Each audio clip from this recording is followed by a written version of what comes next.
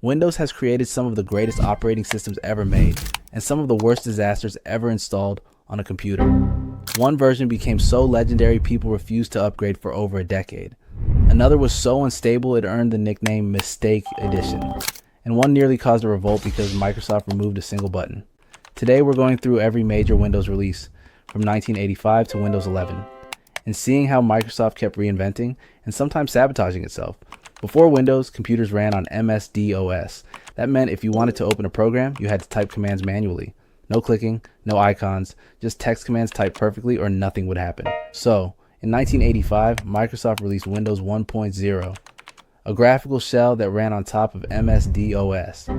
It introduced clickable icons, basic apps like Paint, Calculator, and Notepad, and support for a computer mouse.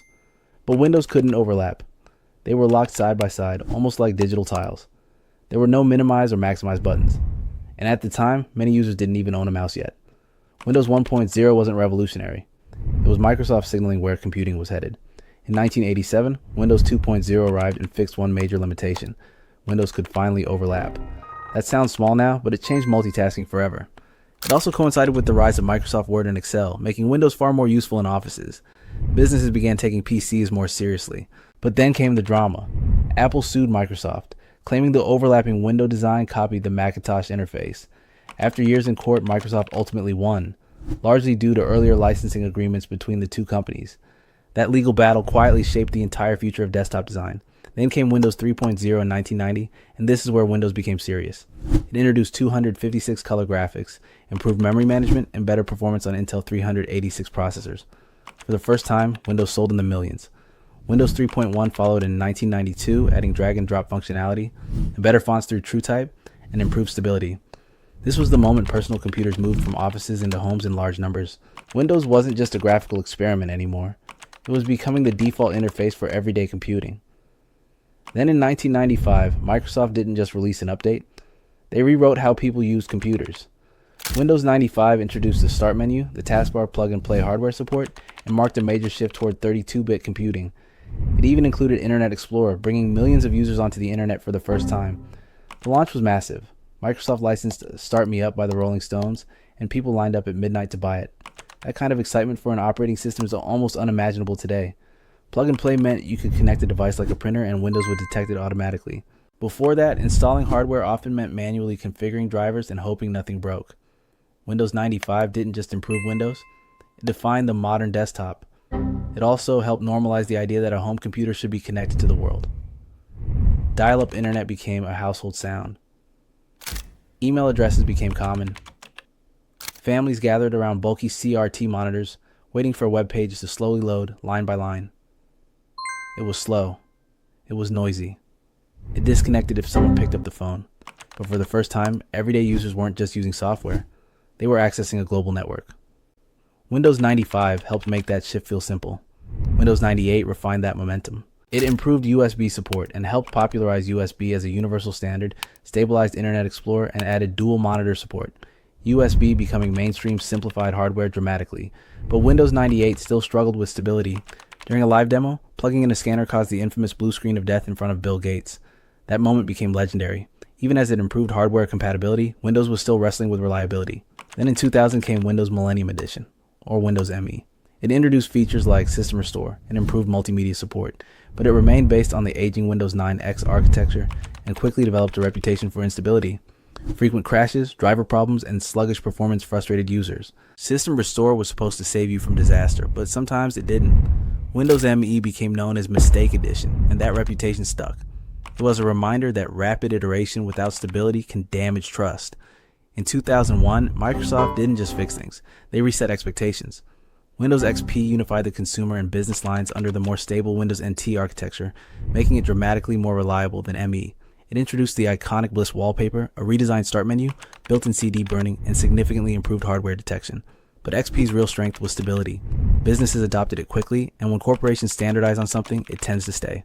Microsoft released multiple service packs, with Service Pack 2 in 2004 dramatically improving security after major virus outbreaks. XP became deeply embedded in schools, offices, and homes worldwide. If you grew up in the 2000s, you probably saw that rolling green hill more than your own backyard. Even after official support ended in 2014, millions of systems, including ATMs and government machines, were still running it. XP wasn't just popular, it was trusted. After XP's dominance, expectations were sky high.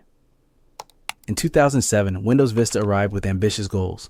It introduced the Aeroglass interface, enhanced security through user account control, and a completely redesigned driver model. On paper, Vista was modern and forward-thinking, but hardware at the time struggled to keep up. Many machines labeled Vista capable barely met minimum requirements and performed poorly. Drivers were unfinished at launch. UAC prompts appeared constantly. Vista wasn't slow on paper. It was slow on your actual computer. In hindsight, Vista laid the technical foundation for Windows 7, but timing and execution matter, and Vista paid the price. Microsoft responded in 2009 with Windows 7, and it became the redemption story. Windows 7 refined Vista's architecture while dramatically improving performance and stability. It introduced Snap Window Management, improved Taskbar previews, and faster search. It felt polished and reliable. Windows 7 restored confidence. It proved that Microsoft could learn from its mistakes. Then in 2012, Microsoft made one of its boldest and most controversial moves. They didn't just update the interface, they removed muscle memory. Windows 8 eliminated the traditional start menu and replaced it with a full-screen start screen filled with live tiles. The goal was clear: compete in a world dominated by smartphones and tablets. On touch devices, it made sense. On desktop PCs, it felt foreign. Scrolling horizontally with a mouse broke habits users had built for nearly 2 decades. Windows 8 wasn't unstable, it was disruptive. Maybe too disruptive. Microsoft responded quickly with Windows 8.1 in 2013, restoring the start button and refining the interface. But the backlash had already shaped perception. It became a lesson in how even logical design changes can fail if they ignore user behavior. In 2015, Windows 10 launched as a careful balance between familiarity and modernization. It restored the traditional start menu while keeping some tile elements. It introduced virtual desktops, task view, and a continuous update model. Microsoft even claimed it would be the last version of Windows, instead evolving through updates. That statement didn't hold. Windows 10 also became known for aggressive update behavior, sometimes restarting at inconvenient times. But over time, it matured into a stable and widely adopted platform that powered everything from gaming PCs to enterprise workstations. In 2021, Windows 11 arrived with a cleaner aesthetic and stricter security standards. It introduced a centered start menu, improved snap layouts, TPM 2.0 requirements, and deeper AI integration through Copilot. The biggest controversy wasn't performance, it was compatibility. Many older PCs couldn't upgrade due to hardware security requirements. Windows 11 signals something bigger than a visual refresh. It represents Microsoft aligning Windows with a future built around AI assistance, cloud connectivity, and tighter hardware control, where your operating system isn't just a launcher for apps, but an intelligent layer guiding how you work. Looking back, a pattern emerges. Microsoft experiments. Sometimes it goes too far. Users push back. Microsoft refines. Windows 3 made it mainstream. Windows 95 modernized it. XP perfected stability. Vista overreached. Windows 7 redeemed it. Windows 8 disrupted expectations. Windows 10 stabilized the ecosystem. And Windows 11 signals a new AI-focused era. Windows began in 1985 as a graphical layer on top of DOS. It survived lawsuits, live demo crashes, unstable releases, and massive design controversies. Some versions defined generations, others became cautionary tales. But through every redesign, one thing remained true. Windows adapted. And as computing shifts toward AI-driven systems and cloud integration, that evolution is far from over.